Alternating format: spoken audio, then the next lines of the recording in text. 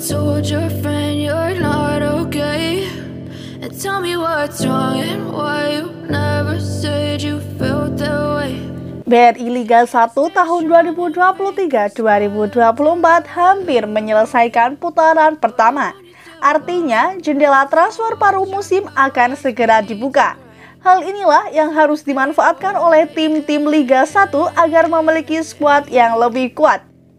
Namun, dari beberapa transfer yang pernah terjadi di Liga Indonesia, ada transfer pemain yang bisa dikatakan paling nyeleneh.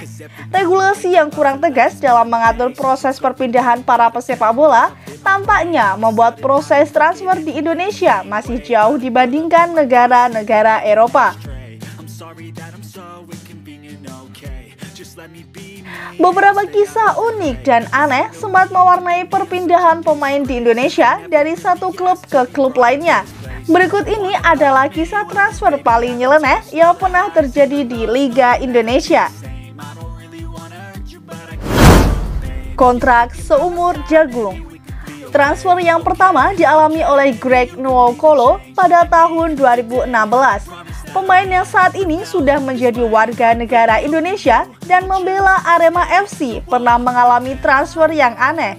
Pasalnya, pada akhir Juli 2016, Greg habis kontrak bersama klub Thailand, Bactero Sasana, dan kemudian bergabung bersama dengan Persipura Jayapura. Pada saat itu, Greg bersama Persipura hanya bertahan tidak sampai 1 bulan, kemudian berlabuh ke tim lamanya Persija. Alasan Greg pindah ke Persija sebenarnya menggunakan alasan yang aneh, yaitu hanya karena tidak bisa adaptasi bersama teman-teman dari Persipura.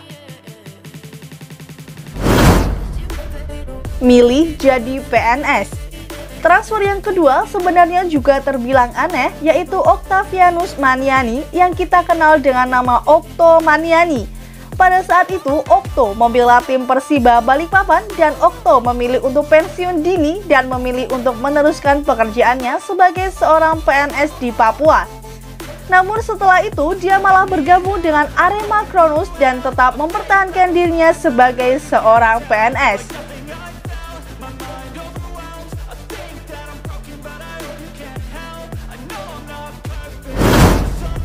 Pemain kelas dunia bergabung dengan tim Tarkam.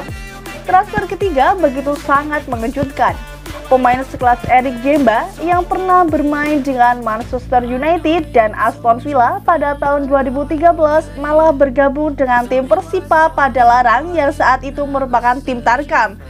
Awalnya, Eric Djemba bergabung dengan Persebaya Surabaya pada tahun 2015.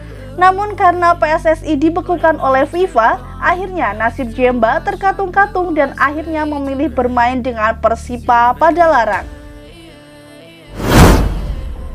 Biaya transfer seharga permen.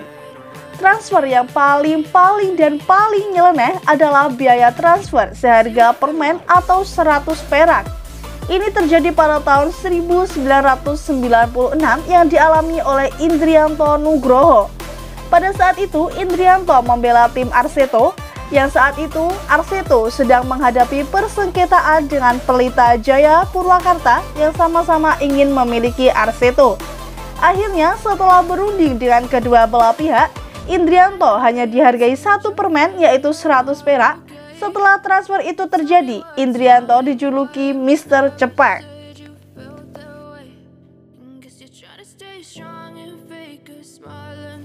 Itulah transfer nyeleneh yang bikin geleng-geleng kepala.